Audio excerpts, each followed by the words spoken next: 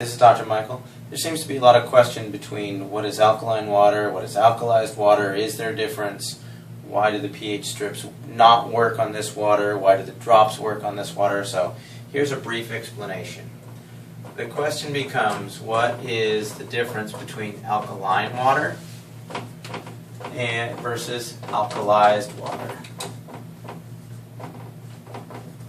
The short answer for this question is this is a chemical change, this is an electrical change. If you were to use your pH strips, like for a pool, and they test the chemicals and the water comes out at, say, 4.5. Well, with a pH of 4.5, you would then add either calcium or magnesium or some like that to increase the alkalinity. What the pH strips, if you will,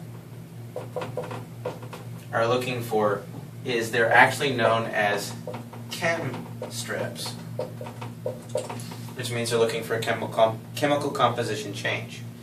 If you take the water from the SD501 and you use a pH strip, your before and after will be the same. If you take any type of table water, whatever other machines, and you're getting a change in the chem strips, it means that you've added the calcium and magnesium, and now you get an 8.5 water because of the chemical change in the water. That is therefore by definition to be truly alkaline water by all scientific standards that we use today. However, when you start to compare this to alkalized water, what's going on is there's an electrolysis process, and basically it's shocking the water. It takes an enormous level of energy to do a process that is called the dissociation of water. And you can Google that. Basically, it's the process by which you take water and you lend it to a hydrogen ion and a hydroxyl ion. The hydroxyl gives you a free electron that you can use to be a free radical scavenger. But when this process happens, basically there's an array which has a negative side and a positive side. This will attract the hydrogen ions. The hydroxyls will come over here. Well, when this happens, because they're so unstable, what they will do is they will instantly convert to H2, which is hydrogen dissolved in water. So then you end up with an H2 molecule and a couple of hydroxyls. Because this ratio changes electrically, you'll get a rise in your pH. There's no chemicals added. There's nothing they're taken or added to the water. It is strictly a requirement of power, which is where this unit comes in. If you look at it as a question of power times amperage times the surface area of the plates, that'll give you what's called a PEU, which is potential electrolysis units. If you take 230 watts times 2.5 amps times 466 square inches, you get a PEU of 267,950 from an SD501.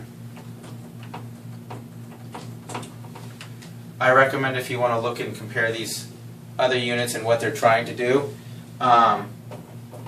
Alkaline Water Plus has a great website. It's actually a competitor's website, and it proves the power output. Most of the units there have 110 watts times a half amp, and the standard plate size is 117 square inches, which gives you a PEU of 6,435, or approximately 2.4% of this power. Because it doesn't have enough power to create the dissociation of water, they have to add calcium and or magnesium to change the water supply.